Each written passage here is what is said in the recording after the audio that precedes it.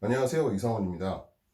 이번 시간에는 HPLC 시험을 실시할 때 우리가 맞닥뜨리는 보이드 볼륨과 그 다음에 이동상의 리텐션 타임, 그 다음에 인젝션 블립이라고 하는 것에 대해서 설명을 하겠습니다.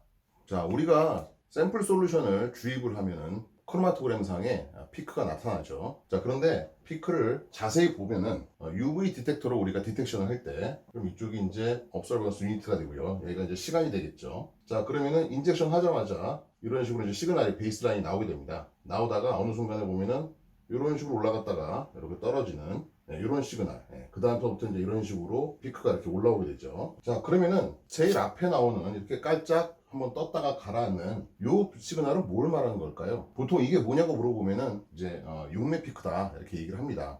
용매 피크라고 하는 말은 반은 맞습니다. 반은 맞는데 이게 완전히 용매 때문에 이루어지는 건 아니라는 거죠. 자, 이게 용매라는 것을 어떻게 알 수 있습니까? 우리가 컬럼 크로마토그래피를 실시를 하면은 컬럼에 자, 이런 식으로 샘플이 로딩이 된다고 했습니다. 지금 빨간색으로 이렇게 표시해 드린 것이 분석 대상 물질이고요. 파란색으로 이렇게 표시를 해드린 것이 검액을 만들 때, 샘플 솔루션을 만들 때 사용했던 용매가 되겠습니다. 자, 이렇게 돼 있다가 분석 대상 물질은 컬럼 헤드에서 일단은 고정선과 딱 붙어 있고요.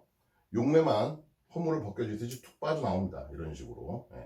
이런 식으로 툭 빠져나와서 이동상과 똑같은 속도로 컬럼을 이동을 하게 됩니다. 그럼 예를 들어서 이동상에 쓰인 용매가 어떤 것인가를 우리가 생각을 해보면, 예를 들어서 리버스 페이스 HPLC라서 이동상은 모바일 페이스는 물과 아세토나이트릴의 혼합이다 라고 우리가 가정을 해봅시다. 자, 그 다음에 용매는 검액을 만들 때 샘플 솔루션의 용매는 메탄올이다. 우리가 이렇게 한번 가정을 해보겠습니다. 자, 그렇게 되면은 흑광도가 어떤 게 더 높을까 우리가 생각해 볼 수가 있겠죠. 물이나 아세토나이트 같은 경우는, 물의 경우에는 물은 UV 컷오프가 180 나노메타라고 하는 자료도 있고요. 혹은 190 나노메타라고 하는 자료가 있습니다. 그 다음에 아세토나이트릴 같은 경우는 UV 컷오프가 190 나노메타라고 알려져 있습니다. 그 다음에 메탄올은 UV 컷오프가 210 나노메타라고 알려져 있어요. 자, 그러면은 물과 아세토나이트릴이 어떤 조성으로 섞여 있다고 하더라도 일단은 이동상이라고 하는 것은 지금 샘플을 녹였던 용매인 메탄올보다는 더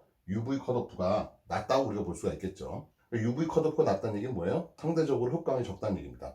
다시 말해서 샘플을 녹였을 때 사용한 메탄올이라고 하는 것은 이동상보다 지금 현재 흑광이 더 높은 상태에 있습니다. 자, 그러면 흑광이 높으니까 어떻게 됩니까? 이게 이동상이랑 똑같이 이동을 하다 보면은 나중에는 검출기에서 어떻게 나와요? 이동상의 흑광도보다는 높게 이런 식으로 나타나겠죠. 이럴 거라는 걸 우리가 예상할 수가 있습니다. 그런데 이거 지금 보면은 베이스라인보다 더 아래 내려가는, 그죠? 네거티브로 나오는 요 픽은 뭐죠? 사실 이것만 가지고는 이것들을 요 상황을 우리가 설명할 수가 없는 거죠. 자, 이거는 왜 그러냐면요. HPLC 시험을 실시할 때 시스템이나 컬럼에 압력이 걸립니다. 그래서 지금 인젝션을 하면서 압력의 차이에 따른 신호라고 보시면 되겠습니다. 그러니까 우리가 이제 이렇게 생각할 수 있죠. 자, 처음에 샘플을 인젝션 하기 전에 이동상을 계속 컬럼에다 흘립니다. 그 컬럼을 안정화시키는 거죠. 컬럼을 안정화시킨다는 얘기는 컬럼 안에 이동상의 상황을 균일하게 만든다는 얘기입니다. 동일한 속도로 고정상을 지나면서 이동상이 똑같은 시그널을 내도록 그런 식으로 만드는 거죠. 그래서 정상화되면은, 안정화되면 어떻게 됩니까? 이런 식으로 수평하게 지금 베이스라인이 안정되게 쭉 나오겠죠. 나오다가 어느 순간에 인젝션을 합니다. 그죠? 인젝션을 하라고 명령을 내리면은 그럼 이제 인젝션 하는 소리가 띠릭하고 나면서 이런 식으로 이제 시작 포인트가 떨어지죠. 그럼 그때부터 이제 인젝션이 돼서 그때부터 이제 베이스라인이 이렇게 그려집니다. 그려지다가 이제 이렇게 올라갔다 내려가는 이런 이제 픽이 생긴다고 하는 거죠. 만약에 이게 지금 용매 때문에 생겼다라고 한다면은, 예를 들어서 물과 아세토나이트로 되어 있는 이동상에다가 지금 메탄올로 녹인 용액을, 샘플 솔루션을 인젝션을 하면은 생각보다 꽤 크게 이런 식으로 아마 피크가 나올 겁니다. 그럼 이게 만약에 용매 때문이라면 이동상을 인젝션을 하면 어떨까요? 이동상을 인젝션 하면 이런 것들이 안 생기고 그냥 이렇게 쭉 나올까요? 이렇게 안 된다는 거죠. 이동상을 인젝션을 하더라도 이런 것들은 나옵니다. 다만 어떻게 되냐면 정도의 차이가 있을 뿐이죠. 아예 이동상과 다른 형태의, 다른 성질의 용매를 우리가 샘플 솔루션의 용매로 사용한다 그러면은 그때 이제 이렇게 정도가 크게 나오겠지만은, 이동상 자체만 찔렀다 그러면은 약간 이런 식으로 정도 차이는 적지만은 이런 식의 또 마찬가지로 현상이 생긴다는 얘기죠. 왜 그러냐면은 인젝션을 하면서 압력이 변화가 생깁니다. 그러니까 우리가 인젝션을 한다는 얘기는 다시 말해서 인젝션 밸브가 돌아가면서 유로가 잠깐 끊겼다가 샘플 루프가 있는 쪽으로 유로가 다시 연결된다는 얘기입니다. 그 이동상이 지나가는 유로가 중간에 살짝 끊길 때 어떻게 돼요? 순간적으로 압력이 뚝 떨어집니다. 네, 그러다가 샘플 루프와 연결된 유로로 다시 연결이 되면서 다시 압력이 올라갔다가 원래대로 돌아가는 거죠. 만약에 여러분들이 HPLC 시스템에서 모니터링을 단순히 시그널만 하는 것이 아니라 예를 들어서 압력도 같이 압력도 같이 모니터링을 한다라고 한번 보면은 압력이 아마 이런 식으로 변할 겁니다. 처음에는 컬럼 안정화 시킬 때는 이제 이런 식으로 거의 안정되게 이제 이런 식으로 나오겠죠. 이런 식으로 압력이 이렇게 나옵니다. 사실 HPLC 펌프라고 하는 것은 두 개 플런저가 번갈아 가면서 밀어주는 거기 때문에 이 부분을 확대를 하면 어떻게 돼요? 이런 식으로 이제 사인 곡선을 그리게 되는 것이죠. 이런 식으로 사인 곡선을 그리게 되는 것이고요. 그 다음에 요 사이에 압력 차이는 대충 1에서 한 2바 정도 차이가 나는 것이 정상 상황입니다. 이거보다 만약에 플럭추에이션이 더 심하다, 더 압력 차이가 많이 난다 그러면 그때는 시스템이나 혹은 펌프에 문제가 있는 거죠. 자, 이렇게 가다가 인젝션을 하는 순간 유로가 바뀌면서 갑자기 압력이 툭 떨어지죠. 그러면은 이런 식으로 이제 툭 떨어집니다, 압력이. 그죠? 그러다가 연결이 되면서 다시 압력이 올라가죠. 올라가다가 다시 원래대로 가는 아마 이런 형태의 압력 변화를 보실 수가 있습니다. 자, 그래서 이렇게 압력 변화에 따라서 이동상이 압축이 되고, 그죠? 팽창이 됩니다. 이동상이 압축이 되고 팽창이 되는 상황에 따라서 이런 식으로 흡강의 변화가 생긴다는 거죠. 다시 말해서 검출기에 들어가는 예를 들어서 똑같은 이동상이라도 이 부분이 만약에 압축이 되어 있었다 라고 하면 여기서 어떻게 돼요? 흡광이 뜬다는 얘기죠. 액체가 압축이 되나요? 보통 기체는 압축이 될 수 있죠. 기체에다가 압력을 가하면 부피가 줄어듭니다. 그렇죠? 그런데 액체는 압력을 가한다고 하더라도 부피가 줄어들지 않는다고 우리가 배웠습니다. 그런데 지금 우리가 사용하는 HPLC 시스템이라고 하는 것은 굉장히 특수한 상황이라는 걸 우리가 감안을 해야 됩니다. 기본적으로 시스템에 걸리는 압력이 보통 얼마입니까? 보통 100바 정도 걸립니다. 그럼 이거는 대기압의 몇 배죠? 우리가 알고 있는 대기압이라고 하는 것은 보통 1013mB죠. 그러면은 HPLC 시스템에 걸리는 압력, 100바라고 하는 압력은 보통 대기압의 100배에 해당하는 그런 어마어마한 압력이죠. 그런 아주 고압력 하에서는 액체도 마찬가지로 압력을 받으면 수축을 합니다. 그리고 수축을 함에 따라서 흑광이 올라가는, UV 흑광이 올라가는 거죠. 증거를 보고 싶으시면 우리가 이렇게 보면 되죠. 만약에 분석을 다 끝나고 이동상의 플로우를 0으로 바꿨어요.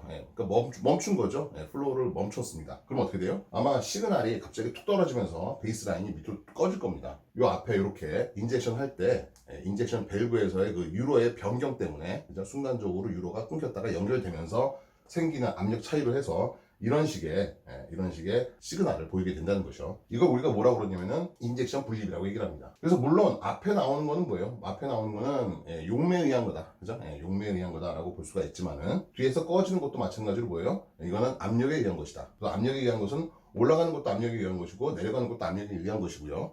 그 다음에 앞에 나오는 것은 마찬가지로 압력뿐만 아니라 용매에 의한 효과도 있을 수가 있다라고 우리가 생각할 수가 있는 거죠. 가끔 우리가 이제 HPLC 분석을 하다 보면은 이런 경우가 있을 수가 있습니다. 인젝션을 하고 이렇게 나오다 보면 앞에 피크가 확 나옵니다. 확 나오다가 뚝 떨어져가지고 이런 식으로 이런 피크 보신 적 있으세요? 이 얘기는 무슨 얘기입니까? 우리가 인젝션한 샘플이 지금 리버스 스페이스 HPLC에서 이 샘플의 성질은 굉장히 저분자면서 폴라한 상태라서 거의 이동상과 똑같은 속도로 나온 겁니다. 컬럼 안에서 어느 정도의 그 리텐션, 머무름이 있어야지 우리가 분리가 됐다고 생각을 할 수가 있는데 이동상이랑 똑같은 속도로 나와버리면 어떻게 됩니까? 이거는 분리됐다고 볼 수가 없는 것이죠. 그래서 이거는 다시 분석을 해야 되는 그런 상황이 있는 거죠. 그러니까 이 피크를 좀 더 뒤로 빼야 되는 그런 상황이 있습니다. 아니면 이제 이런 경우도 있을 수 있습니다. 이런 식으로, 그죠? 이런 식으로 했다가 꺼지는 그런 상황에서 다시 이런 식으로 나오는 경우, 그죠? 이렇게 이런 경우도 있을 수 있죠. 그래서 블랭크로 인젝션 하면은 이제 이런 식으로 나왔는데, 그러니까 샘플을 녹였을 때 썼던 용매만 인젝션하면 이렇게 되다가, 그죠? 샘플 용매를 인젝션하면 이제 이렇게 되는 경우. 이것도 마찬가지로 이 픽이 지금 너무 빨리 나온 겁니다. 그렇죠? 그래서 이 픽을 좀 뒤로 빼줄 필요가 있는 거죠. 그래서 이 픽을 좀 더 뒤로 빼주려면 어떻게 해주는 게 좋아요? 이동상의 일루션 스트렝스를 감소시킨다. 그렇죠? 이동상의 일루션 스트렝스를 감소시키려면 어떻게 돼요? 이동상에 있는 일루션 스트렝스가 큰 유기용매의 퍼센티지를 줄이는 거죠. 그죠? 그렇게 우리가 생각을 하면 되겠습니다.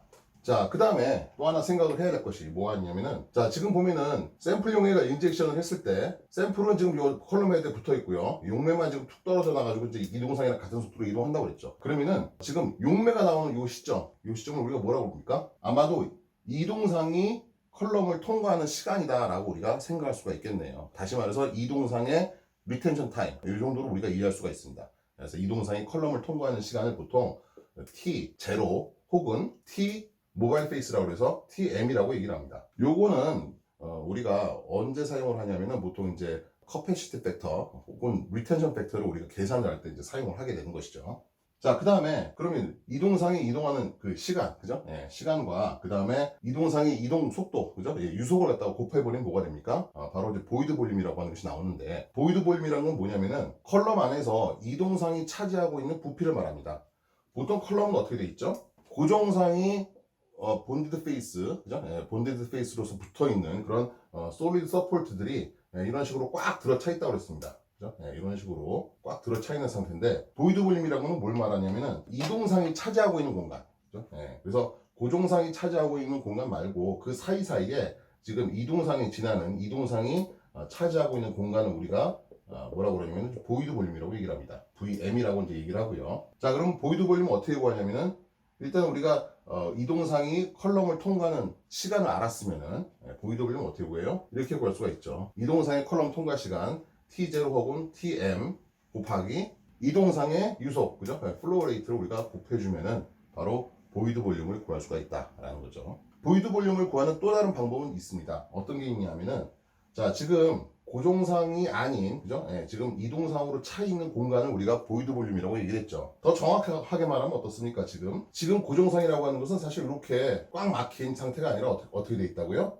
지금 보면은 파티클이 이렇게 구멍이 뚫려 있다고 했습니다. 그죠? 예, 이런 식으로 이제 구멍이 많이 뚫려 있다. 그죠? 서피스 에리어를 높이기 위해서. 그러면은 뚫려 있는 부분도 마찬가지로 우리가 뭐라고 볼 수 있어요?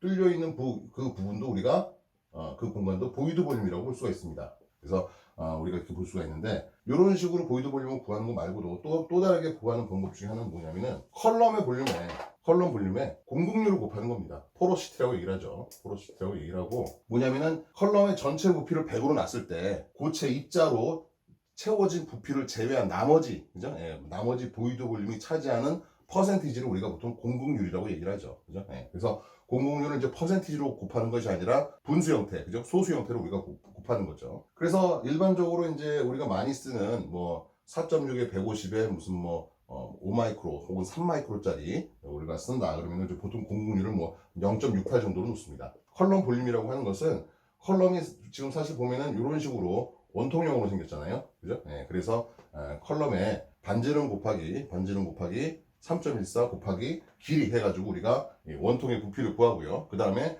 거기다가 공급률을 곱해 줌으로써 마찬가지로 보이드 볼륨을 구할 수가 있습니다.